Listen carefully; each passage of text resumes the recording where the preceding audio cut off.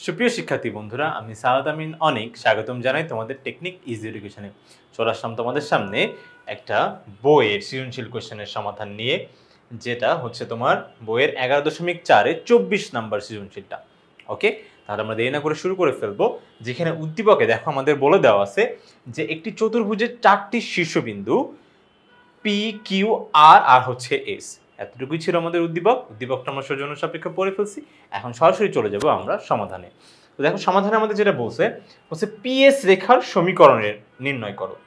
PS রেখার সমীকরণটা তোমাকে নির্ণয় করতে বলছে। তাহলে সেক্ষেত্রে আমরা একটু ধরে নেই, ধরো আমাদের চিত্রটা যদি একটু আঁকি তাহলে সেক্ষেত্রে আমরা একটু বেটার ভালোভাবে বুঝতে পারবো। দেখো ধর একটা সরলরেখা এই যে হয়ে গেছে, ধরো এটা কালারটা হয়তো ভালো বোঝা যাবে না, এই যে ধরো এইভাবে গেছে, ঠিক আছে। এই যে দেখো একটা সরলরেখা। ওকে, এখন এই সরলরেখাটা তো দেখি আমরা কোন বিন্দু দিয়ে গেছে, পি বিন্দু দিয়ে আর হচ্ছে এস বিন্দু দিয়ে, ঠিক আছে। পি এস রেখার সমীকরণ মানে এমন একটা সরলরেখার সমীকরণ তোমাকে নির্ণয় করতে হবে যেটা তোমার পি এবং এস বিন্দু দিয়ে যায়। ওকে, তাহলে পি বিন্দু হচ্ছে 5,2, এই দেখো তোমার 5,2 ধরে নিচ্ছে, এইটা হচ্ছে পি বিন্দু 5,2, আর হচ্ছে পরবর্তী বিন্দুটা আছে হচ্ছে তোমার এস বিন্দুটা, এস বিন্দুর -2, -1। ওকে, -2, -1 লিখে ফেললাম বিন্দুগুলো। তার মানে এমন একটা সরলরেখার সমীকরণ নির্ণয় করতে হবে যেটা এই দুইটা বিন্দু দিয়ে যায়। আর একটু তোমরা লক্ষ্য করতে পারলে দেখতে পাবে যে এই দুইটা বিন্দু এই একটা সরলরেখার উপরেই অবস্থিত। তো একই সরলরেখার উপরে অবস্থিত যদি দুইটা বিন্দু আমাদের জানা থাকে, তাহলে সেক্ষেত্রে আমরা কি সরলরেখার সমীকরণ বের করতে পারি না? হ্যাঁ, আমরা কিন্তু অবশ্যই পারি। সেটার জন্য সূত্রটা হচ্ছে কি, এই যে দেখো সূত্রটা হচ্ছে ভাইয়া y minus y1, যখন আমরা দুইটা বিন্দু জানি y1 minus y2 is equals to x minus x1 x1 minus x2। দেখো এটা দিয়ে আমরা হচ্ছে অনেকে সলভ করে থাকি x1 minus x2 দিয়ে। ওকে, এখন ভাইয়া এইটা ব্যতীত আরেকটা কিন্তু সূত্র আছে। এইটা ব্যতীত আরেকটা সূত্র আছে, সেটা হচ্ছে কি বলতো, যখন আমরা একটা সরলরেখার একটা বিন্দু জানি আর হচ্ছে কি বলতো ওই সরলরেখাটার ঢালটা যদি জানি, তাহলে সেক্ষেত্রে সূত্রটা কি হয়, y minus y1 is equals to m into x minus x1। এটাই কিন্তু হয় সরলরেখার সমীকরণ নির্ণয়ের সূত্র যদি আমরা ঢালটা জানি। আর বিন্দুর জন্য আমরা নর্মালি কি বলতো এটা ব্যবহার করি। কিন্তু আমি তোমাদের আজকে একটা কথা বলতেছি, তোমরা যদি চাও তাহলে এই সূত্রটা পুরোটাই তোমাদের জীবন থেকে বাদ দিয়ে দিতে পারো। দেখো যে এটা, দেখো জীবন থেকে এভাবে বাদ চলে যাচ্ছে। আমি শুধুমাত্র এই একটা সূত্র দিয়ে আজকে শিখাবো। এই একটা সূত্র দিয়েই তুমি চাইলে তোমার হচ্ছে সরলরেখার সমীকরণটা তুমি বের করতে পারবে। যে কোনো সরলরেখার সমীকরণ জাস্ট এই একটা সূত্র দিয়ে বের করতে পারবে। দেখো এই যে তোমার হচ্ছে যে ইনফরমেশনটা আমাদের ক নম্বরে দেওয়া আছে, ক নম্বরে যে ইনফরমেশনটা আমাদের আছে সেখানে কিন্তু আমরা ঢালটা জানি না। তুমি তো বলতেই পারো যে ভাইয়া এই সূত্রটা আপনি অ্যাপ্লাই করবেন। আচ্ছা ঠিক আছে, আমি ধরে নিলাম আপনি একটা বিন্দু জানেন, সরলরেখায় উপস্থিত একটা বিন্দু জানেন, ঢালটা কোথায় পাবেন? হ্যাঁ, ঢালটাও বের করা কিন্তু খুবই সহজ। দেখো দুইটা বিন্দু জানা থাকলে আমি না ঢাল খুব সহজে বের করতে পারি। দেখো সহজে বের করতে পারি। ঢাল বের করার সূত্রটা হচ্ছে কি, ঢালকে আমরা জানি এম দ্বারা প্রকাশ করা হয়। দেখো এম এম এখানে ঢাল না, তাহলে ঢাল কিভাবে প্রকাশ করা হয়, এম দ্বারা। আর এই ঢাল বের করার ফর্মুলাটা কি, y2 minus y1 divided by x2 minus x1। এটা তো আমাদের শেখাই লাগবে, এটা তো আমাদের শেখাই লাগবে। ওকে, এটা কিন্তু আমাদের জানাই লাগতো, এমন না যে ভাইয়া এটার জন্য তো এক্সট্রা আরেকটা সূত্র শেখা লাগতেছে। এই সূত্রটা আমাদের জানাই লাগবে ভাইয়া। ওকে, তাহলে দেখো আমাদের কিন্তু একটু মুখস্থের বা ওইখানে মানটা বসানো না একটু কষ্টসাধ্য আমার কাছে মনে হয়। আমার দেখো এই মানটা একদম সুন্দরভাবে বসানো যায়। দেখো আমি যদি y2 minus y1 করি, আমি ধরলাম এটা হচ্ছে আমার x1, এটা হচ্ছে আমার y1, এটা x2, এটা হচ্ছে আমি y2 ধরে নিই। ওকে, এইভাবে আমরা হচ্ছে দরকার হয় তোমার হচ্ছে পেন্সিল দিয়ে বা তোমার হচ্ছে পেন দিয়ে একটু ছোট করে উপরে দরকার হয় লিখে রাখবো, তাহলে আমাদের মানটা বসানো কি সহজ হয়ে যাবে। ওকে, তাহলে y2 minus y1, y2 minus y1 হচ্ছে কত আমাদের, এই যে দেখি -1 মাইনাস y1 হচ্ছে কত 2, এই যে দেখো 2। তারপরে x2 minus x1, x2 কত -2, আর হচ্ছে x1 আমাদের -5। জাস্ট তোমার দেখো ঢালদের সূত্রে আমি শুধু জাস্ট মানগুলা বসাই দিছি, বিন্দুর মানগুলা, দ্যাটস ইট, আমাদের কিন্তু কাজ শেষ। এই যে দেখো, তাহলে সেক্ষেত্রে এটা হবে কত -3, আর এটা হচ্ছে তোমার -7। দেখতে পাচ্ছ -3 আর -7, তো এখানে মাইনাস মাইনাস বাদ দিলে 3/7 শেষ, ঢাল বের করা শেষ। দেখছো, তাহলে জানা থাকলেও কিন্তু আমি ঢাল বের করতে পারবো। এখন সূত্রটা বসায় দাও তাহলে কাজ শেষ। সূত্র বসায় এই যে দেখো সূত্র কি বলো তো, আমি ধরো পি কিউ সরলরেখার সমীকরণটা বের করবো। তো একটু দেখো, তোমার হচ্ছে এখানে লিখবো পি কিউ সমীকরণ। পি কিউ সমীকরণ কি হবে, ওয়াই মাইনাস ওয়াই ওয়ান। এখানে আমরা জানি যে এক্স আর ওয়াই হচ্ছে চলক আকারেই থাকবে, এক্স মানে এক্স অক্ষের মানগুলো, ওয়াই মানে ওয়াই অক্ষের মানগুলো, ঠিক আছে। তো সেই জন্য তোমার হচ্ছে এক্স আর ওয়াই কিন্তু চলক আকারে এইভাবেই থাকবে। জাস্ট এক্স ওয়ান আর ওয়াই ওয়ানের মানটা তুমি বসাবে আর ঢালের মানটা বসাবে। তো এক্স ওয়ান আর ওয়াই ওয়ান, ওকে। তো দেখো তোমার এক্স ওয়ান ওয়াই ওয়ান কোনটা হবে বলো তো, এই যে তুমি এটাও ধরে নিতে পারো বা চাইলে কিন্তু এটাও ধরে নিতে পারো। এখানে এক্স ওয়ান ওয়াই ওয়ান দিছি বলে এটাই দিতে হবে ব্যাপারটা কিন্তু মোটেও এমন না। যে কোনো একটা বিন্দু বসালেই কিন্তু মান একই আসবে, ঠিক আছে। তোমরা বিশ্বাস করো মানটা একই আসবে। তোমরা যদি চাও তাহলে অবশ্যই এটা বসায় দেখবে যে মানটা একই আসতেছে। এই যে এস বিন্দু বসালো, কিন্তু আমি পি বিন্দুতে করতেছি, ওকে। তাহলে সেক্ষেত্রে এটা কত আসতেছে, ওয়াই ওয়ান কত হচ্ছে আমাদের 2, আর এম এর মান কত আসলো 3/7, তারপরে হচ্ছে এখানে এক্স মাইনাস এক্স ওয়ান হচ্ছে কত, এই যে 5, জাস্ট বিন্দু বসাই দিছি, শেষ, ঠিক আছে, শেষ, ওকে। দেখো ভাই তোমাদের কিন্তু এটা করতে একটু সময়ও লাগবে না, আমার তো একটু বোঝানোর জন্য সময় যাচ্ছে, কিন্তু তোমাদের কিন্তু জাস্ট 2 মিনিটে অঙ্কটা হয়ে যাবে, 2 মিনিটে হয়ে যাবে। এই একটা সূত্র দিয়ে সবগুলো অঙ্ক হয়ে যাবে। দেখো এখন তোমাদের ক্যালকুলেশনটাও ইজি হয়ে গেছে। জাস্ট দেখো এখানে 7টা ভাগ আকারে আছে, এবার গুণ করে দাও, তাহলে কি 7y মাইনাস 14, তারপরে হচ্ছে এখানে এই 3টাও এভাবে থাক, আমি একটা লাইন এক্সট্রাই করি, আমি একটু আস্তেই যাই, আমি যত আস্তে ভেঙে ভেঙে যাব তোমরা তত দ্রুত একদম লাইন গ্যাপ দিয়ে চলে যেতে পারবে। 3x মাইনাস 3 5 15, দেখো প্রত্যেকটা লাইন ওয়াইজ আমরা বুঝে বুঝে যাব। এরপরে দেখো তোমার হচ্ছে সবগুলোকে এক পাশে নিয়ে যাই, তাহলে এই পাশে থাকবে কি শুধু 0, এখানে 3x, এখানে মাইনাস 7y, এখানে হচ্ছে মাইনাস 15 আগে থেকেই ছিল, আর হচ্ছে মাইনাস 14 এ পাশে গেলে প্লাস 14, ওকে। তারপরে দেখো এখানে এইটা ইকুয়ালস টু 0। আচ্ছা, কেন তুমি হচ্ছে 0টাকে এই মানে আপনার হচ্ছে এই পাশের মানগুলো কেন ওই পাশে নিয়ে গেলেন? কারণ এক্স এ কখনো ঋণাত্মক রাখা যাবে না, সবসময় চেষ্টা করবো এক্সটাকে ধনাত্মক রাখার জন্য। ওয়াই ঋণাত্মক হোক ডাজন্ট ম্যাটার, বাট এক্সটা যেন ধনাত্মকই থাকে, দেখতেও ভালো লাগে। তাহলে এইটা ইকুয়ালস টু 0, যেই লাউ হেই কদু, ঠিক আছে, মানে হচ্ছে কদু ইকুয়ালস টু লাউ মানেই হচ্ছে লাউ ইকুয়ালস টু কদু, ঠিক আছে। তার মানে এই যে এখানে 3x মাইনাস 7y, এখানে হচ্ছে -1, কারণ প্লাস মাইনাসে সবসময় বড় সংখ্যার আগে চিহ্ন বসে, তার মানে 15টা যেহেতু বড়, তো সেই জন্য 15 এর আগে সাইন এই যে -1 বসতেছে, ওকে। এই যে দেখো -1 ইজ ইকুয়ালস টু 0। তাহলে এটাই হচ্ছে আমার কাঙ্ক্ষিত সরলরেখার সমীকরণ, এটাই কিন্তু আমার কাঙ্ক্ষিত সরলরেখার সমীকরণ। আমার যতটুকু টাইম লাগছে ভাইরা বিশ্বাস করো তোমাদের কিন্তু মোটেও এতটুকু সময় লাগবে না, তোমরা কিন্তু এর থেকেও কম সময়ে জাস্ট এই একটা সূত্র দিয়ে করে ফেলতে পারবে। আশা করি তোমরা বুঝতে পেরেছো। কেউ যদি চাও তাহলে স্ক্রিনশট দিয়ে নাও, ওকে। আমরা সরাসরি চলে যাব আমাদের পরবর্তী কোশ্চেনটাতে। তো দেখো বন্ধুরা, আমরা চলে আসলাম আমাদের খ নম্বর কোশ্চেনটাতে। তো খ নম্বর কোশ্চেনে আমাদের যেটা জানতে চেয়েছে, এখানে বলছে যে PQRS চতুর্ভুজের সমান ক্ষেত্রফল বিশিষ্ট বর্গের কর্ণের দৈর্ঘ্য নির্ণয় করো। তার মানে ধরো আমি এখানে এঁকে রাখছি অলরেডি, ধরো একটা আমাদের হচ্ছে আমি ধরে নিচ্ছি এটা হচ্ছে আমার PQRS চতুর্ভুজ, ওকে। এই PQRS চতুর্ভুজের যে ক্ষেত্রফলটা হয় ঠিক একই রকম ক্ষেত্রফল শেয়ার করে আরেকটা বর্গাকৃতির চতুর্ভুজ, মানে দুইটারই ক্ষেত্রফল সমান। ধরো তুমি আর আমি মিলে একটা জমি কিনছি, ঠিক আছে, একটা না দুইটা জমি কিনছি, তুমি একটা জমি কিনছো আমি একটা জমি কিনছি। তো আমার জমিটা দেখতে যে PQRS এর মতন, আমার জমিটাও 3 শতকের, এটা আমি ধরে নিচ্ছি 3 শতক, মানে হচ্ছে ক্ষেত্রফলের হিসাব নর্মালি আমরা জমি কেনা বেচে তখন 3 শতক বা কাঠায় হিসাব করি। আমি ধরে নিলাম এটা হচ্ছে 3 শতক জমি, আর এটা হচ্ছে আমার 3 শতক জমি, ঠিক আছে, একই রকম, দুইটারই ক্ষেত্রফল সমান, ওকে। কিন্তু আমারটা সাইজটা দেখতে এমন আর তোমারটা সাইজটা হচ্ছে বর্গাকৃতির, দ্যাটস ইট, শুধুমাত্র এতটুকুই তফাৎ।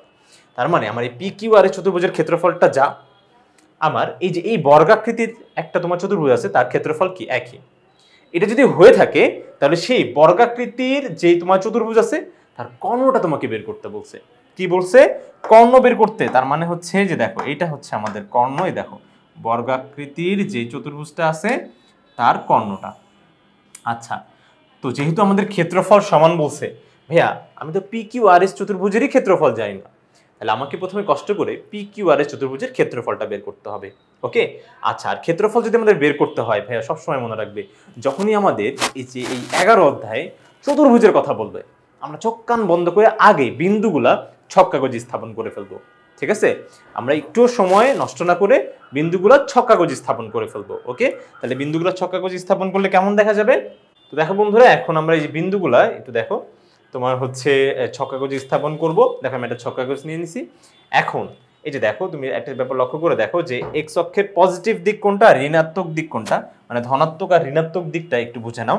দেখো আমার হাতের ডান পাশে, যে ডান পাশে এক্স অক্ষের ধনাত্মক মানগুলা বসবাস করে, এক্স অক্ষের ধনাত্মক মানগুলা, আর এক্স অক্ষের ঋণাত্মক মানগুলা বসবাস করে এই যে দেখো আমার হাতের বাম পাশে। মানে দেখো ডান পাশে ধনাত্মক, বাম পাশে কি বলতো ঋণাত্মক। ঠিক একই রকম এই দেখো ওয়াই এর পজিটিভ মানগুলা মানে ধনাত্মক মানগুলা ওয়াই অক্ষের উপরে থাকে, আর ওয়াই অক্ষের নিচে থাকে হচ্ছে তোমার ঋণাত্মক মানগুলা।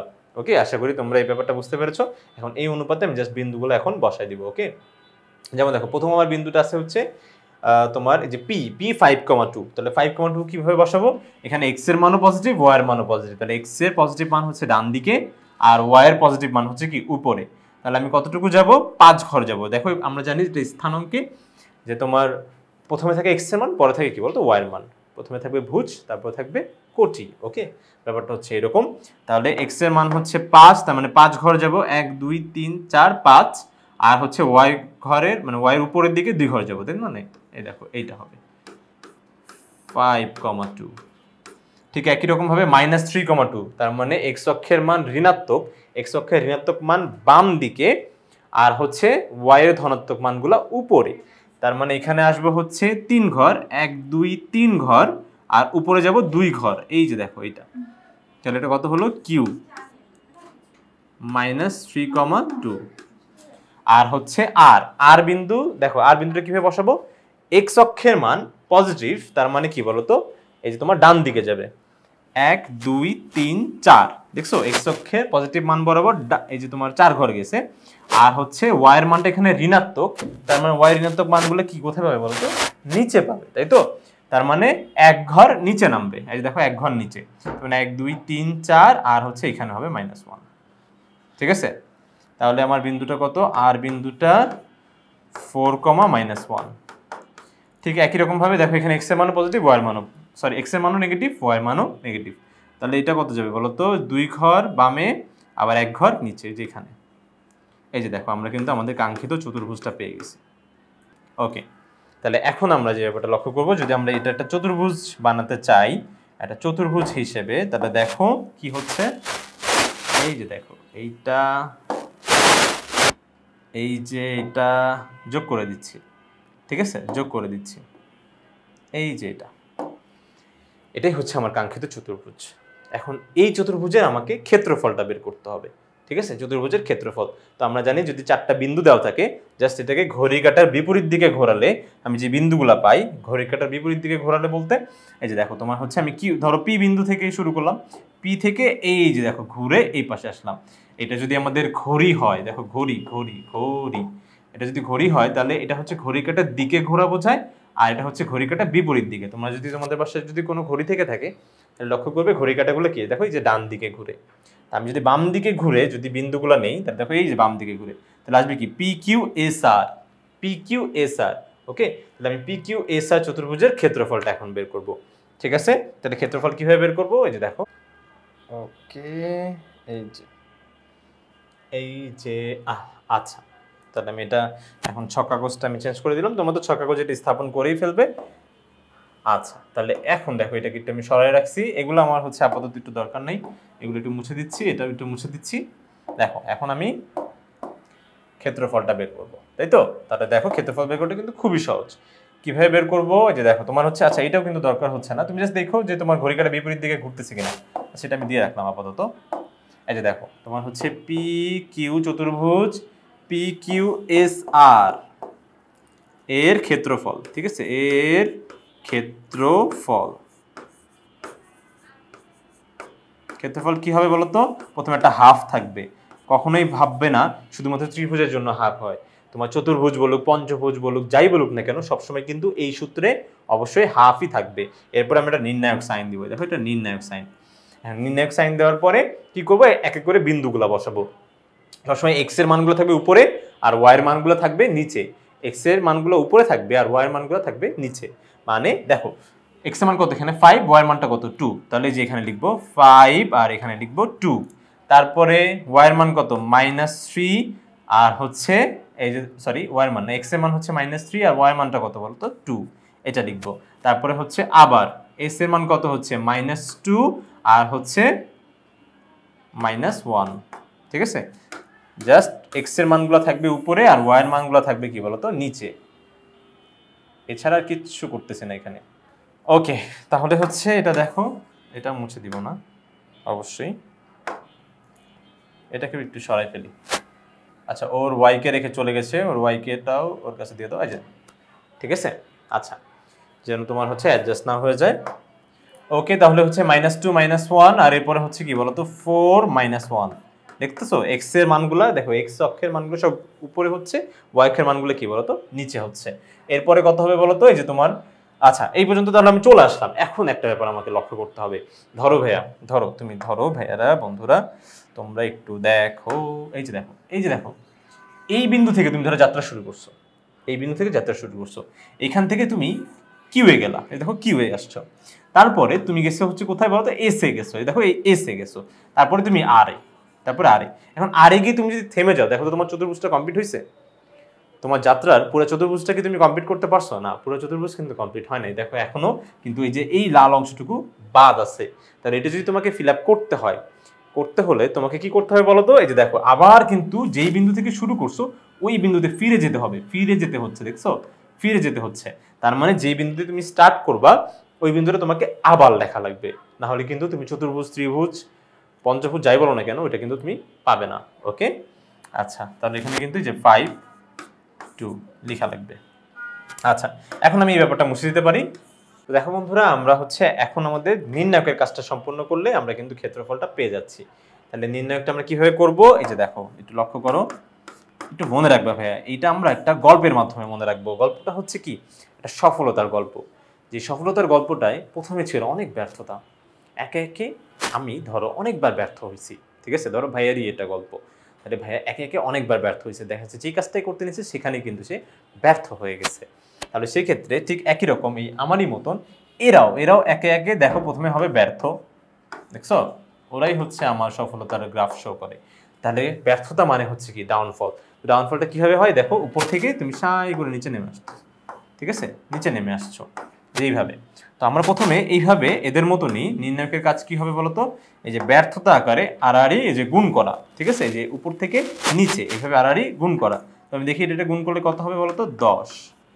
তারপরে এখানে মাইনাসে মাইনাসে প্লাস হবে, দেখো গুণ করার পরে যে চিহ্নটা আসবে ওইটাই বসাবো।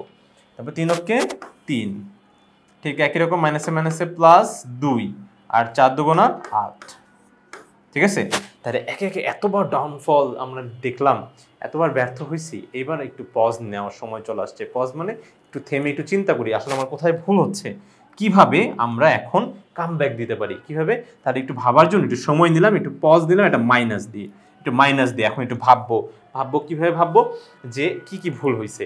এইবার এই ভুলগুলো সংশোধন করে এখন দিব কামব্যাক। কিভাবে কামব্যাক দিব, দেখো সরাসরি উপর থেকে সরি নিচ থেকে কি সাই করে উপরে, নিচ থেকে সাই করে উপরে চলে যাবো, দেখছো দেখছো নিচ থেকে জাস্ট উপরে চলে যাবো।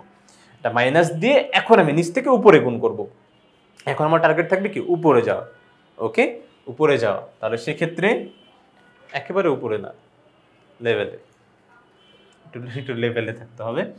ওকে, মাইনাসে মাইনাসে এটা প্লাস হবে, না না তোমার হচ্ছে এখানে মাইনাস আছে এখানে প্লাস, তো প্লাসে মাইনাসে কি হচ্ছে 3 দুগুণা 6, -6 কিন্তু। তারপর দেখো এখানকার মাইনাস এখানকার প্লাস, প্লাসে মাইনাসে মাইনাস আর হচ্ছে 2 দুগুণা 4। ঠিক একই রকম ভাবে তোমার হচ্ছে এখানে প্লাসে মাইনাসে মাইনাস আবার 2 দুগুণা 4, তারপরে হচ্ছে প্লাসে মাইনাসে মাইনাস 5 অক্ষে 5। এই যে দেখো এটা কিন্তু আমাদের নির্ণায়কের কাজ শেষ, ঠিক আছে। এভাবে আমরা একটু নির্ণায়কটা মনে রাখবো। আর এই গল্পটা শুধুমাত্র এই জন্যই মনে রাখবো যেটা হচ্ছে আমাদের এই সিকোয়েন্সটা যেন মনে থাকে। যে প্রথমে এটা কিন্তু তোমার হচ্ছে কোনো বইয়ের কোনো বিশ্লেষণমূলক পাঠ না, এটা শুধু মনে রাখবো যে প্রথমে যে আমাদের উপর থেকে নিচে নিচে গুণ করতে হবে বাড়াবাড়ি, তারপর কি বলতো নিচ থেকে উপরে উপরে গুণ করতে হবে। ওকে, তোমরা যে যেভাবে ইচ্ছে সেইভাবে মনে রাখতে পারো। ওকে, তাহলে সেক্ষেত্রে এখন আমরা যে কাজটা করব, দেখো এটা কত আসছে আমরা হচ্ছে একটু ক্যালকুলেশন করে দেখি। এখানে হচ্ছে আমাদের দেখো পুরোটা একসাথে করি। তাহলে ধরো 10 প্লাস 3 প্লাস 2 প্লাস 8 এভাবে থাকলো। যখন এই ব্র্যাকেটটা তুলে দিব এই মাইনাসের জন্য প্রত্যেকটা চিহ্ন কিন্তু পরিবর্তন হয়ে যাবে। প্রত্যেকটা চিহ্ন কি হয়ে যাচ্ছে বলো তো, দেখো পরিবর্তন হয়ে যাচ্ছে। আমরা জানি বীজগণিতে মাইনাস মানে কি বলো তো, চিহ্ন পরিবর্তন। এরপরে দেখো এই যদি আমরা ক্যালকুলেশন করি তাহলে আসবে হচ্ছে আমাদের 42। দেখো 42 আসবে। তোমরা যদি একটু ক্যালকুলেটর মানগুলো বসাও বা হাতে হাতে যদি যোগ করে দেখো তাহলে সেক্ষেত্রে এখানে দেখবা তোমাদের অ্যান্সার আসছে 42। ওকে, এখন দেখো এটা বলছে হাফ দিয়ে গুণ করতে, আসলে হাফ দিয়ে গুণ মানে 2 দিয়ে ভাগ। দেখো দুইটা ভাগ আকারে আছে কিন্তু, 2 দিয়ে যদি 42কে ভাগ করো তাহলে আসবে কত বলো তো, 21।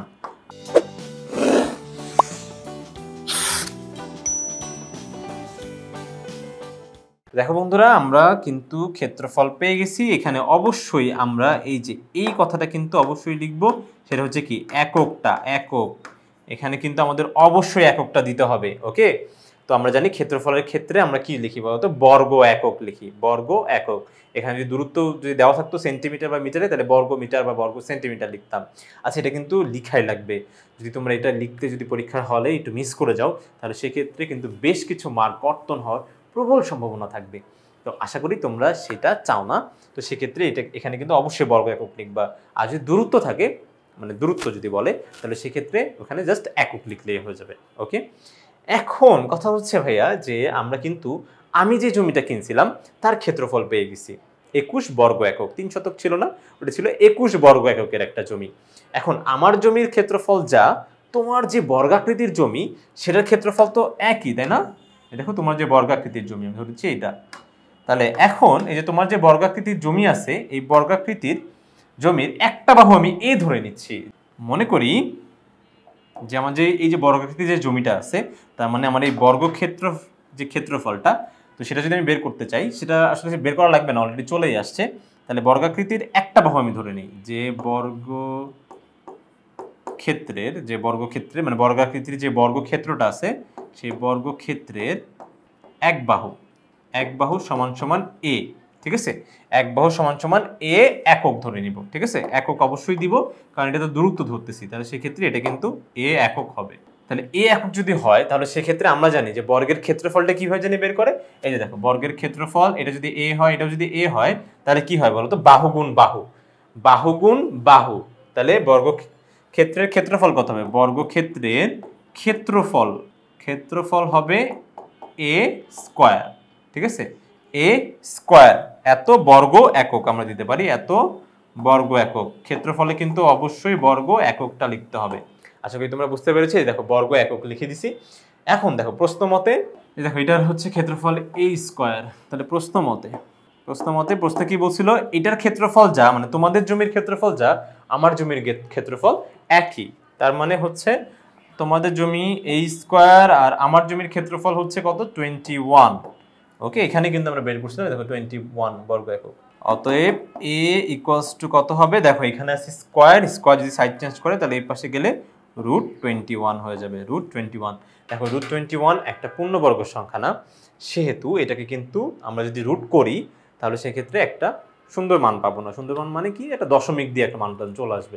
তো আমরা সেটাকে চাচ্ছি না, আমরা এইভাবে √21 এককই রেখে দিব। ঠিক আছে, তাহলে কিন্তু দেখো বর্গক্ষেত্রের এক বাহুর দৈর্ঘ্য চলে আসছে, এক বাহুর দৈর্ঘ্য। এখন কথা হচ্ছে এই এক বাহুর দৈর্ঘ্যটা আমাকে কেন বের করা লাগছে, এই জন্য বের করা লাগছে কারণ আমার এখানে কিন্তু কোশ্চেনে চেয়েছিল যে কর্ণের দৈর্ঘ্য, ওই বর্গের কর্ণের দৈর্ঘ্যটা চাইছে। তো কর্ণের দৈর্ঘ্য বের করার, বর্গক্ষেত্রের কর্ণের দৈর্ঘ্য বের করার সূত্রটা হচ্ছে যে এখানে আমরা লিখব বর্গক্ষেত্রের কর্ণের দৈর্ঘ্য। ঠিক আছে, কর্ণের দৈর্ঘ্য। তো কর্ণের দৈর্ঘ্য বের করার সূত্র হচ্ছে কি বলতো, √2a। তো দেখো বন্ধুরা, এটা মানে আসলে বোঝাচ্ছে, দেখো ভুলেও কিন্তু এটা এইভাবে ভাববে না যে রুট কি পুরোটার উপরে, না, এই এর উপরে কিন্তু রুট নাই, রুট শুধু 2 এর উপরে, এই কিন্তু রুটের বাহিরে। তাহলে সেক্ষেত্রে এখন তুমি জাস্ট এর মানটা বসায় দাও। এই মানে হচ্ছে কি বলতো, এই যে বর্গক্ষেত্রের এক বাহুর দৈর্ঘ্যই হচ্ছে তোমার এখানকার এ। এখন কথা যে বসা দিলে কিন্তু তোমার সলিউশন শেষ।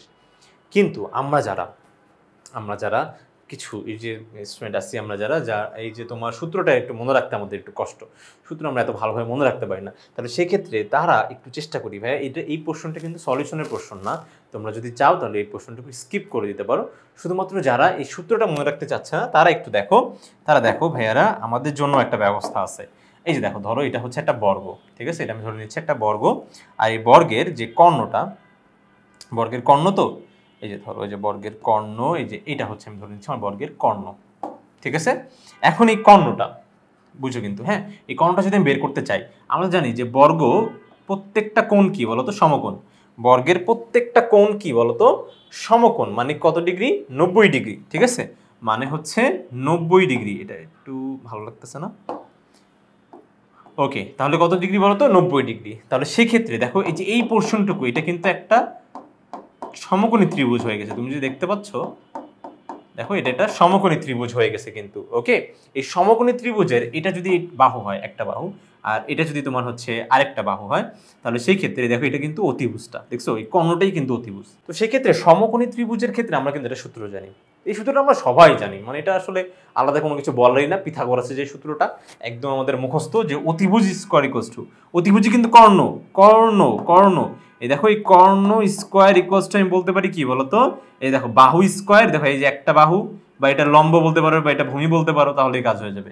দেখো একটাকে তুমি লম্ব বলতে পারো, একটাকে কিন্তু ভূমি বলতে পারো। এটা হচ্ছে লম্ব, এটা হচ্ছে কি বলতো, ভূমি। তাহলে দুইটাকে কি বর্গ করতে হয় না, যে অতিভুজ স্কয়ার ইকুয়ালস টু লম্ব স্কয়ার প্লাস ভূমি স্কয়ার, ওকে। এরপরে দেখো এটা যদি যোগ করে দেই তাহলে কত হয়, 2a স্কয়ার, মানে দুইটা a স্কয়ার যোগ করলে কি 2a স্কয়ার। এখন তুমি কি শুধু কর্ণ চাও না কর্ণ স্কয়ার চাও, অবশ্যই তুমি শুধু কর্ণটা চাও, তাহলে সেক্ষেত্রে কর্ণ ইকুয়ালস টু কি হবে, স্কয়ারের পাশে গেলে রুট হয়ে যায়, আমরা জানি স্কয়ারের পাশে গেলে রুট হয়ে যায়। এখন রুট যখন 2 এর উপরে পড়বে তখন √2 হয়ে যাবে, যখন এই যে a স্কয়ারের উপর পড়বে তখন কিন্তু স্কয়ার আর রুট কাটাকাটি চলে যাবে, তাহলে হবে কি শুধু a, দেখছো। যারা আমরা ওই আলাদাভাবে √2 এটা মনে রাখতে যাচ্ছি না, তারা কিন্তু এভাবে করতে পারি। আবার যদি তোমার এখানে যদি আয়তও বলতো তাও কিন্তু তুমি পারতা। আয়ত বললে, আয়তের কর্ণ বের করলে এটা হতো a, এটা হয়ে যেত b, তাই না। আয়ত তো আর সবগুলো তোমার হচ্ছে দৈর্ঘ্য প্রস্থ তো সমান হয় না, তাহলে সেক্ষেত্রে এখানে কি হইতো বলতো, দেখো কর্ণ ইকুয়ালস টু তোমার ধরো a স্কয়ার প্লাস হতো b স্কয়ার, তখন হচ্ছে দেখো যে a স্কয়ার লম্ব স্কয়ার প্লাস ভূমি স্কয়ার, আর অতিভুজটাই হতো তখন কর্ণ, বুঝো কিন্তু এটা কিন্তু বর্গের মধ্যে আমি কিন্তু আয়তটা বোঝাচ্ছি। তাহলে সেক্ষেত্রে তুমি শুধু কর্ণ চাও, তাহলে কি কর্ণ যদি এই কর্ণ তো স্কয়ার আছে এখানে, তাই না, স্কয়ার যদি পাশে যায় তাহলে কি হয়ে যাবে বলতো, রুট হয়ে যাবে। তাহলে এটা হচ্ছে তোমার আয়তক্ষেত্রের কর্ণ বের করার সূত্র, √a square plus b square. আর বর্গক্ষেত্রের ক্ষেত্রে এই দেখো √2a, দুটাই কিন্তু ভাই দেখাই দিছি, ওকে।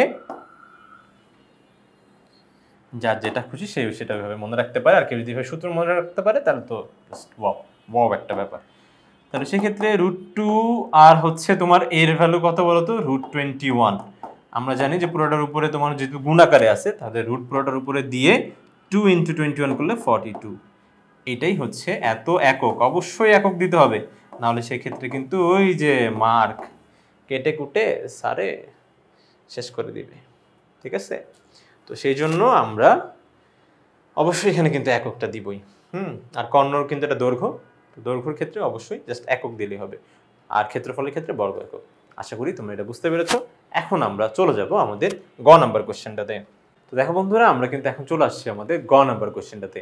তো গ নাম্বার কোশ্চেনে যেটা বলছে যে PQRS চতুর্ভুজের যে অংশ, মানে এই যে তোমার যে চতুর্ভুজটা ছিল সেই চতুর্ভুজের যে অংশটুকু দ্বিতীয় চতুর্ভাগে অবস্থান করে। আচ্ছা, দ্বিতীয় চতুর্ভাগটা আবার কি জিনিস, আগে আমরা চতুর্ভাগটা একটু চিনে নিই। এই দেখো, এই যে আমাদের খ নাম্বার আমরা যেটা আঁকছিলাম সেই চতুর্ভুজটাই ধরো, এই যে তোমার ছক্কা গোজে। এখন একটু লক্ষ্য করো যে এইটাকে ধরো আমি একটু বড় করে দেখো, দেখো এই যে আমি এক্স অক্ষ আর ওয়াই অক্ষ যে আঁকছি, এটা আঁকার ফলে দেখো পুরো সমতল ভূমিটা কিন্তু মোট 4টা ভাগে ভাগ হয়ে গেছে। একটু লক্ষ্য করে দেখো, এটা হচ্ছে এক ভাগ, এটা একটা ভাগ, এটা একটা ভাগ, এটা আরেকটা ভাগ।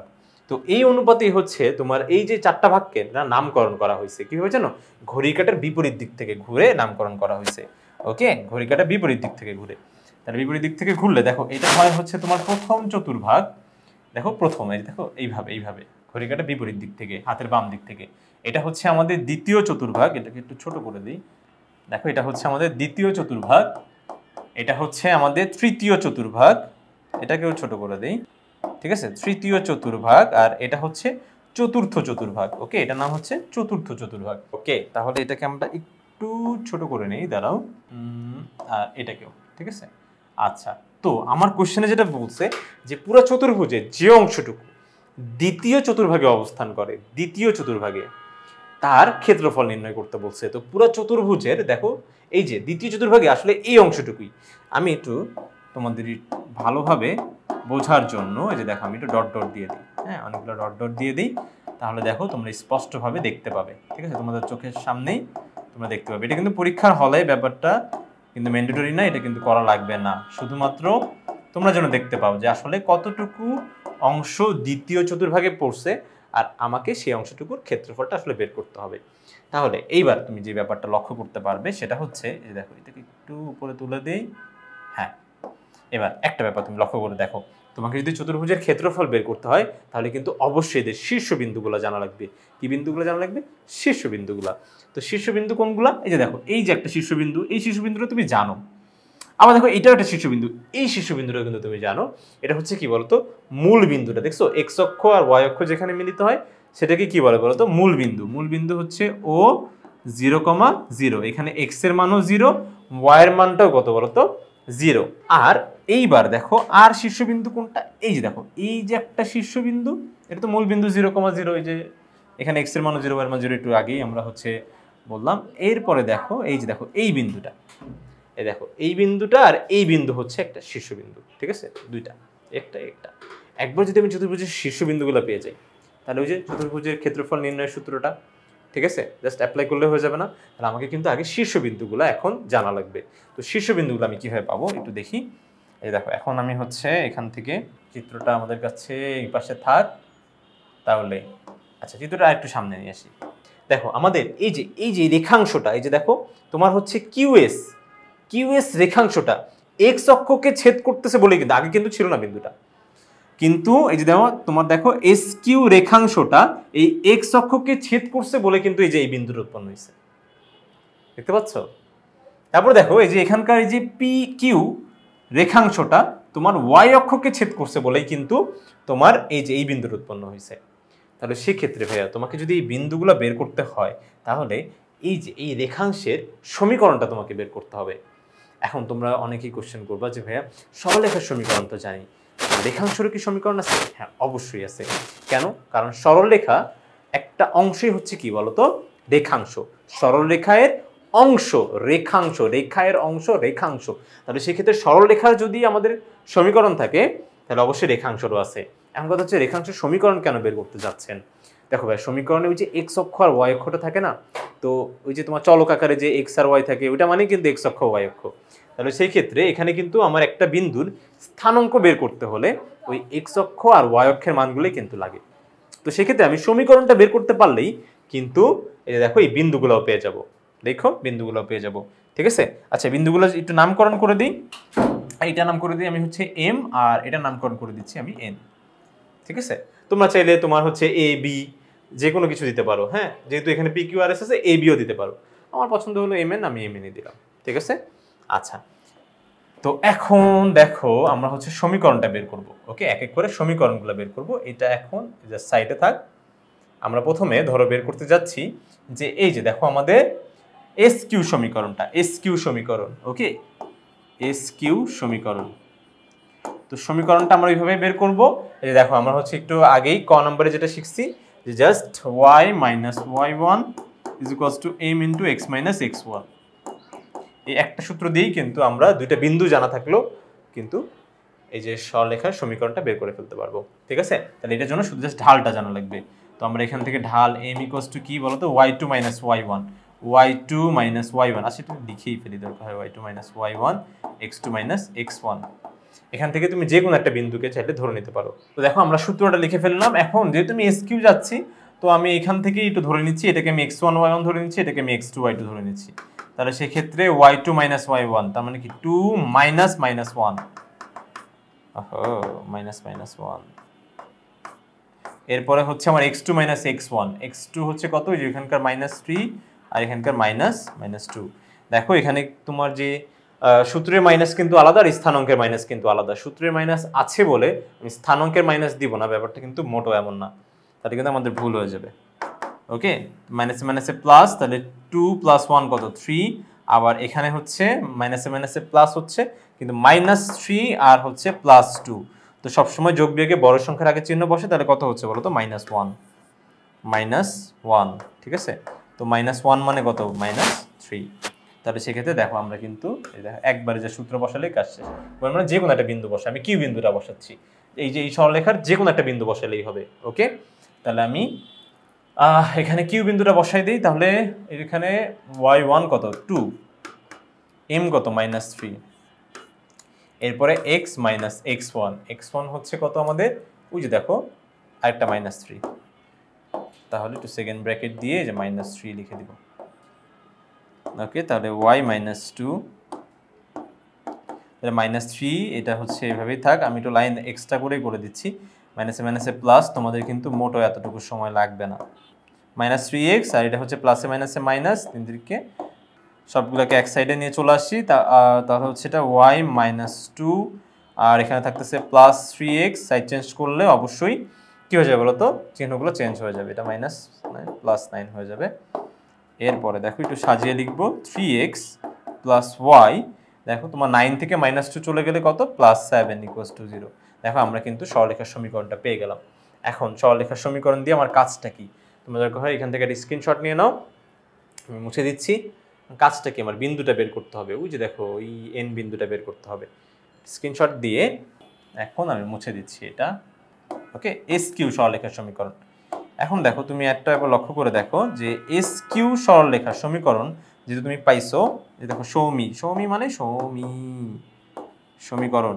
দেখো এটাকে আমি একটু টেনে নিয়ে যাই, এখানে এর কাছে নিয়ে যাই, এই যে দেখো ভাই, দেখো এই সরলরেখাটা এক্স অক্ষকে ছেদ করছে বলে এই বিন্দু উৎপন্ন হয়েছে না, তাহলে এই বিন্দুটা কিন্তু এক্স অক্ষের উপরেই আছে, তুমি একটু লক্ষ্য করতে পারছো কিনা জানি না। এইখানে এখন দেখো, এই যে দেখো তোমার এক্স অক্ষের উপরেই কিন্তু আছে, তাহলে একটা বিন্দু যখন এক্স অক্ষের উপরে থাকে, তুমি কি জানো এর ওয়াইয়ের মানটা কত হয় জানো, 0 হয়। এক্স অক্ষের উপরে যতক্ষণ পর্যন্ত একটা বিন্দু আছে, এর ওয়াই অক্ষের মান কত হয় বলো তো, 0 হয়। কেন 0 হয়, ওয়াই অক্ষের মানের জন্য তো ওর উপরে বা নিচে যাওয়ার কথা, কিন্তু উপরেও জানায় নিচেও নামে নাই, ও এক্স অক্ষের উপরেই আছে। তাহলে সেক্ষেত্রে আমরা ধরেই নিব এই বিন্দুতে তোমার ওয়াই অক্ষের মান কত বলো তো, 0, ওয়াই অক্ষের মান 0, এটা এক্স অক্ষের মানটা বের করতে হবে। ঠিক একই রকম ভাবে দেখো এইখানেও এখানে কি হবে, এই যে দেখো ওয়াই অক্ষের উপরে যেহেতু আছে, তার মানে ওর এক্স এর মানটা কত হবে, 0। দেখো এই যে এক্স অক্ষের মান, এগুলো আমি একটু মুছে দিচ্ছি, প্রথম দ্বিতীয় তৃতীয় তৃতীয়, এই যে দেখো ওর হচ্ছে এক্স অক্ষের মান কত হবে বলো তো, 0, আর ওয়াই অক্ষের মানটা তোমাকে বের করতে হবে, কারণ একটা বিন্দুর স্থানাঙ্ক জানতে হলে তোমাকে কি কি লাগে বলো তো, এক্স অক্ষের মান লাগে আর ওয়াই অক্ষের মানটা লাগে। তো দেখো এই যে এই সরলরেখার সমীকরণে ভাই, সরলরেখা এই যে দেখো এই যে এরাই তো গিয়ে ছেদ করছে, তাই না। আর এই যে দেখো সমীকরণে কি, যে এক্স মানে এক্স অক্ষের মান, ওয়াই মানে ওয়াই অক্ষের মান, এক্স মানে এক্স অক্ষের মান, ওয়াই মানে ওয়াই অক্ষের মান। তাহলে সেক্ষেত্রে দেখো এই যে এই রেখাংশটা যখন এক্স অক্ষকে ছেদ করতেছে, তখন এই সমীকরণে ওয়াই এর মানটা, এই বিন্দুতে ওয়াই এর মানটা কত বলো তো, 0। ওয়াই এর মানটা কত হচ্ছে, 0 হচ্ছে। এই 0টা যদি বসাই তাহলে কিন্তু এক্স এর মান পেয়ে যাবো, দেখছো। তাহলে এই রেখাটি লিখব, এই রেখাটি এক্স অক্ষকে এন বিন্দুতে ছেদ করলে, এন বিন্দুতে ছেদ করলে, ছেদবিন্দুতে, ওই ছেদবিন্দুটাতে, অন্য কোনো বিন্দুতে না, ছেদ করলে যে সব বিন্দুই 0 না, ওই ছেদবিন্দুতে ওয়াইয়ের মান কত বলো তো, 0। ওয়াইয়ের মান কত হবে, 0 হবে। ওয়াইয়ের মান যদি 0 হয়, যে ছেদ করছে তার সমীকরণে ওয়াইয়ের মানটা বসায় দাও, তাহলে কাজ শেষ। ওয়াইয়ের মান বসিয়ে দাও, কাজ শেষ। ওয়াইয়ের মান বসাও, কত হচ্ছে 3x, ওয়াইয়ের মান হচ্ছে 0, ঠিক আছে, 0 + 7 = 0, অতএব 3x = -7। দেখো এই যে সাইড চেঞ্জ করলে কিন্তু -7 হয়, অতএব x = -7/3, x = -7/3। তাহলে সেক্ষেত্রে আমার n বিন্দুর স্থানাঙ্ক কি হচ্ছে, n বিন্দুর স্থানাঙ্ক ওই যে এখানে দেখো n হবে, x এর মান হবে -7/3, আর y এর মান কত হবে বলো তো, 0। এই দেখো n বিন্দু কিন্তু আমি পেয়ে গেলাম, ওই যে এখানকার এই যে দেখো -7/3 কি হচ্ছে, তোমার এক্স এর মান -7/3। ঠিক একই রকম ভাবে এখন আমি এই যে দেখো এই সমীকরণটা বের করব। দেখো যে পি কিউ রেখাংশের সমীকরণ, সেখানে এক্স এর মান 0 বসাবো, তাহলে আমি ওয়াই অক্ষের মান পেয়ে যাবো এম এর জন্য। ঠিক আছে, ব্যাপারটা ক্লিয়ার? আচ্ছা, তাহলে আমরা হচ্ছে এখন ওই যে পি কিউ সমীকরণটা বের করব, পি কিউ সরলরেখার সমীকরণ। ঠিক আছে, তাহলে পি কিউ সরলরেখার সমীকরণ কি হবে? এই যে কিউ, ওই যে দেখো পি কিউ। ওকে, তাহলে এনটা আমার থাক এখানে পি কিউ। তাহলে পি কিউ সরলরেখার সমীকরণ কিভাবে পাবো? এই যে দেখো পি কিউ সমীকরণ বের করার ফর্মুলা কি? y - y1 = m * x - x1। তাহলে সেক্ষেত্রে আমার এখন আমি শুধু জাস্ট ঢালটা বের করলে হয়ে যাবে। দেখো তোমরা ঢালটা যদি বের করলে দেখো কত আসে, y2 - y1, তার মানে কত? 2 - 2, 2 - 2 0 হয়ে যাবে, আর হচ্ছে এখানে 5 -3। ঠিক আছে, তাহলে সেই ক্ষেত্রে এটা 0, আর এখানে কত বলো তো? 8। যাই হোক না কেন, 0কে তুমি যাই এই সংখ্যা দিয়ে ভাগ দাও না কেন, অ্যান্সার কত হচ্ছে বলো তো? 0। তাহলে ঢাল আসতেছে 0। কখনো কি ঢাল 0 হয় কিনা সেটা নিয়েও আমি হচ্ছে এই ভিডিওটার শেষে আমি অবশ্যই আলোচনা করে দিব। তোমরা যারা শিখতে চাও, জানতে চাও, শুধুমাত্র তাদের জন্য, যে ঢাল আদৌ কি ঋণাত্মক হয় কিনা, জাস্ট সেই ব্যাপারটা নিয়ে। ওকে, আবার দেখো এখানকার সমীকরণটাও আসবে একটু অন্যরকম। দেখো y - y1, y1 হচ্ছে কত? যে কোনো একটা বিন্দু তুমি ধরে নাও। ওই যে ধরো তুমি এখানকার বিন্দুটা ধরে নিচ্ছ 2। ঠিক আছে, দেখো এই যে একটা বিন্দু, যে y1টা 2, যে 5,2। ঠিক আছে, সেটাই আমি ধরে নিচ্ছি, জাস্ট পি বিন্দুটা। তাহলে 5,2 হলে এখানে হবে 2, আর এখানে হবে 0 x - 5। যাই হোক না কেন, 0-র সাথে গুণ হলে কিন্তু ব্যাপারটা পুরোটাই 0 হয়ে যাচ্ছে। তাহলে y - 2 = 0, অতএব y = 2। তাহলে সরলরেখার সমীকরণ কি হচ্ছে? y = 2। তো এটাও কি আদৌ সমীকরণ হয়? অবশ্যই হয় ভাই, এটা কিন্তু কোনো মান না, এটা একটা সরলরেখার সমীকরণ। তো এই সমীকরণটা কেমন হয় আমি সেটাও বলবো, শুধুমাত্র ভিডিওটার শেষে তোমরা একটু দেখবে অবশ্যই, শুধুমাত্র যারা জানতে চাচ্ছ তাদের জন্য। ওকে, আচ্ছা, তাহলে y = 2 আসলো সমীকরণটা।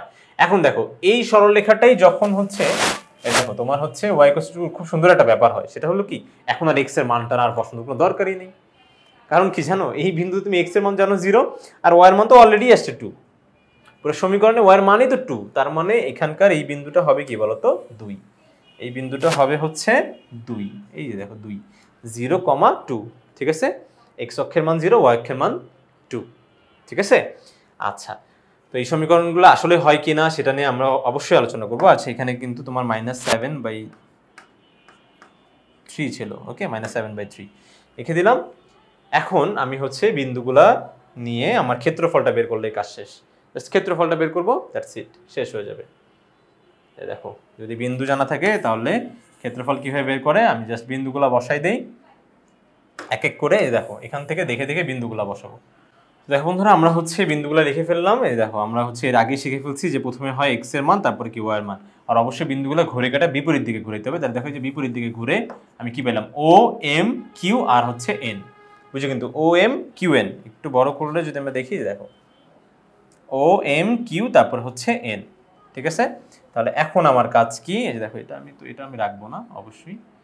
ওকে, ওই যে আমার গল্প যেটা হচ্ছে ব্যর্থতা দিয়ে স্টার্ট হয়, কি হবে বলো তো? এই যে দেখো প্রথমে যেভাবে একে একে ব্যর্থ হব, তারপরে সফল হব। ওকে, তাহলে ব্যর্থতাই যেভাবে আড়াআড়ি গুণ, তাহলে 0 2 যা 0, তারপরে এখানে আরেকটা 0, 0-র সাথেই গুণ হচ্ছে সবগুলো, তাহলে কিন্তু 0 হয়ে যাচ্ছে। এরপরে মাইনাস দিয়ে পজ নিব, এরপর কি কামব্যাকটা কি নিচ থেকে সাই করে উপরে, এই দেখো সাই করে উপরে চলে যাবে। ঠিক আছে, তাহলে উপরে গেলে আমি কি পাচ্ছি? এই দেখো তোমার 0 × 0, তারপরে প্লাসে মাইনাসে মাইনাস, এখানে হচ্ছে 3, আর তারপরে হচ্ছে প্লাসে মাইনাসে মাইনাস। দেখো তোমার হচ্ছে এটা কিন্তু গুণ হচ্ছে, দেখো -7/3 ইন্টু কত বলো তো? 2। তাহলে আমরা জানি যে তোমার হচ্ছে উপর নিচে যদি কাটাকাটি না যায়, তাহলে লবের সাথে লব গুণ, হরের সাথে হর। তার মানে এই যে হর গুণ 3 অক্ষে 3, আর লব গুণ, তাহলে 7 × 2 = 14 হবে। আর এখানকার এই যে চিহ্নটা কিন্তু মাইনাস, তাহলে -14 হচ্ছে কত বলো তো? 3। এরপরে কত? 0 × 0 করলে 0 হয়ে যাচ্ছে। এই যে এটাই হচ্ছে আমার কাঙ্ক্ষিত, কাছাকাছি চলে এসেছি। আচ্ছা, এখানে 3 × 6 হবে, সেটা কিন্তু দেই নাই, সরি। এই যে তোমার হচ্ছে মাইনাস মাইনাসে প্লাস, 3 × 6, এটা 6 হবে। ওকে, তারপরে হাফ, দেখো 0-র সাথে তোমার হচ্ছে যাই যোগ করে 0ই হবে। এরপর কি মাইনাসে মাইনাসে এগুলো সব প্লাস, প্লাস 6 মাইনাসের জন্য চিহ্ন সব পরিবর্তন প্লাস 14 বাই হচ্ছে 3। ওকে, এরপর এটাকে যদি আমি যোগ করি, এটা হচ্ছে তোমার লসাগু, ভগ্নাংশের যোগ তো লসাগু কত হয় বলো তো 3 হয়। এরপরে কাজ কি, হর দিয়ে ভাগ লব দিয়ে গুণ। কিভাবে মনে রাখবো, হর দিয়ে ভাগ লব দিয়ে গুণ। লসাগুকে হর দিয়ে ভাগ, তার মানে 1কে আমি এই যে 1 দিয়ে 3কে ভাগ করব, তাই তো কত হবে বলো তো 3 হবে। সেই 3 লব দিয়ে গুণ, হর দিয়ে ভাগ লব দিয়ে গুণ, 3 6 এই যে 18। ঠিক আছে, তারপরে প্লাস দিব, প্লাস 3কে 3 দিয়ে ভাগ করলে কত হয় 1 হয়, সেই 1 14 সাথে গুণ করলে 14। এটাকেই বলে হচ্ছে হর দিয়ে ভাগ লব দিয়ে গুণ। মনে রেখো কিন্তু হর দিয়ে ভাগ লব দিয়ে গুণ, তাহলে এটা করলে কত হয় বলতো 32 হয়, আই গেস। হ্যাঁ 32 আর এটা হচ্ছে 3, এটা কাটাকাটি করা যায়, 16 দুগুণে 32, তাহলে আমার অ্যান্সার হচ্ছে 16/3। এই যে এটাই হচ্ছে আমার কাঙ্ক্ষিত উত্তর। এত বর্গ একক, 16/3 বর্গ একক। ঠিক আছে, অবশ্যই কিন্তু এককটা দিব, তাহলে কিন্তু বেশ কিছু মার্ক কর্তন হওয়ার সম্ভাবনা কিন্তু থেকে যাবে। ওকে, এরপর আমি হচ্ছে যেটা প্রমিস করেছিলাম যে এই যে দেখো ঢাল কি আদৌ 0 হয় কিনা সেটা বোঝানোর জন্য।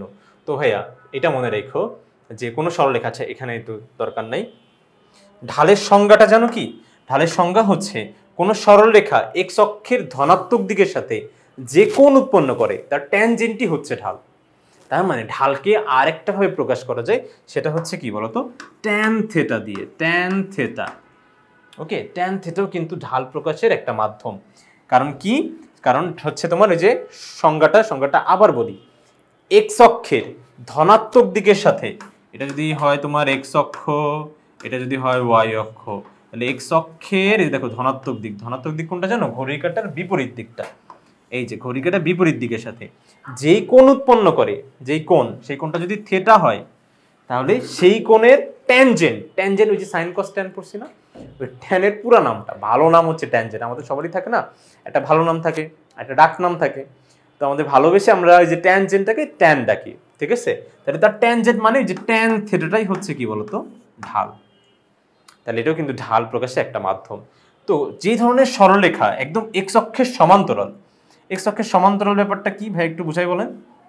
এই যে দেখো এটা দেখো একদম সোজা এক্স অক্ষের সমান্তরাল গেছে। সমান্তরাল মানে কি, যদি দুইটা সরলরেখার মধ্যবর্তী দূরত্ব, এই দেখো মধ্যবর্তী দূরত্ব সমান হয়, এমন না এদের সাইজ সমান হবে, এদের মধ্যবর্তী দূরত্বটা সমান হবে, তাহলে সেক্ষেত্রে এদের মধ্যবর্তী দূরত্ব যদি সমান হয়, তাহলে এরা কি কখনো একে অপরকে ছেদ করবে? মোটেও না, এটা কিন্তু কখনোই একে অপরকে কিন্তু ছেদ করবে না। তো একে অপরকে যদি ছেদই না করে, তাহলে সেক্ষেত্রে কি কোনো কোণ উৎপন্ন হবে? কোনো কোণও কিন্তু উৎপন্ন হবে না। তাহলে যদি কোনো কোণ উৎপন্ন না হয়, তাহলে সেক্ষেত্রে এখানে এই যে থেটার মান কত বলতো 0, ও কখনো কোনো কোণ উৎপন্নই করবে না। এটা যেরকম একটা উৎপন্ন করছে, কিন্তু এই যে দেখো এক্স অক্ষের সমান্তরাল কোনো সরলরেখা হোক কিন্তু কখনোই কোনো কোণ উৎপন্ন করবে না। ঠিক আছে, তাহলে সেক্ষেত্রে দেখো এখানে হবে কি বলতো tan 0 ডিগ্রি, আর tan 0 এর মান কত 0। তাহলে ঢাল কিন্তু তোমার 0 হতে পারে কোন ধরনের সরলরেখা, যেটা এক্স অক্ষের সমান্তরাল। আশা করি ব্যাপারটা বুঝতে পেরেছো। এখন তোমাদের আরেকটা কোশ্চেন, যে y cos to 2 এটা আবার কেমন? এই এক্স অক্ষের সমান্তরালই ভাইয়া, এই যে দেখো y cos to 2 কি দেওয়া ছিল আমাদের, y cos to 2 দেওয়া ছিল। এটাকে আমি এইভাবে লিখতে পারি, দেখো তো 0 × x + 2, এভাবে কিন্তু চাইলেই লেখা যায়। তো এখন আমি যদি বিন্দুগুলো বসাই, দেখি তো একটা বিন্দু বসালে কেমন হয়। এই যে একটু দেখি ধরো এটা হচ্ছে আমার x এর মান, এটা y অক্ষের মান। ধরো x এর মান আমি 1 বসালাম, তাহলে y এর মান কত আসবে? x এর মান যদি 2 বসাও তাও y এর মান 2, x এর মান -1 বসালেও 2, -2 বসালেও 2। ঠিক আছে, তাহলে সেক্ষেত্রে এখন যদি আমি বিন্দুগুলো বসাই, দেখো তো আবার একটা x অক্ষ y অক্ষ, ধরো এই যে এটা হচ্ছে আমার x অক্ষ, এটা হচ্ছে y অক্ষ। তাহলে x এর ভ্যালু যখন 1, এই যে x এর ভ্যালু যখন 1, y এর ভ্যালু কত বলো তো 2। x এর ভ্যালু যখন 2, y এর ভ্যালু কত 2e। আবার x এর ভ্যালু যখন -1 মানে এই পাশে তখন y এর ভ্যালু 2। x এর ভ্যালু যখন -2 তখনও y এর ভ্যালু 2। তাহলে দেখো এই যে বিন্দুগুলো আমি যদি একটু যোগ করে দিই, যদি সব বসাতে পারতাম তাহলে আরো ভালো হতো। যদি বিন্দুগুলো যোগ করে দিই তাহলে দেখো এই যে x অক্ষের সমান্তরালই একটা সরলরেখা কিন্তু তুমি পাচ্ছ। তাহলে ঢাল 0 হলো সেটা x অক্ষের সমান্তরাল। আর শুধু y cos to 2 যেটাকে এইভাবেও লেখা যায়, কারণ 0 সাথে x মাল্টিপ্লাই করলে তো 0ই হয়। তাহলে এই লাইনটা তো একই। তার মানে এই যে দেখো শুধু এই y cos to 2 এটাও কিন্তু একটা সরলরেখার সমীকরণ। এটা ভেবো না যে y cos to 2 একটা মান। অবশ্যই একটা মান, কিন্তু এটাও একটা সমীকরণ। কারণ সমীকরণ হওয়ার জন্য এক বা একাধিক চলকের মান দেওয়া থাকতে হয়। তাহলে ওই যে একাধিকে আমরা মেনে যাই, কিন্তু যে এক বলছে সেটা আমার মানি না। তার মানে এটাও একটা সমীকরণ, কিন্তু এটা একটা চলকের মান দেওয়া আছে। আর এই ধরনের সমীকরণটা কি হবে? এক্স অক্ষের সমান্তরালে। দেখো y = 2। আশা করি বন্ধুরা তোমরা সম্পূর্ণ বিষয়টা খুব সুন্দরভাবে, স্পষ্টভাবে, ভালোভাবে বুঝতে পেরেছো। তো পরবর্তী ভিডিও দেখার জন্য সবাইকে আমন্ত্রণ জানিয়ে আজকে এখানে শেষ করছি। ধন্যবাদ সবাইকে। সালাম আলাইকুম।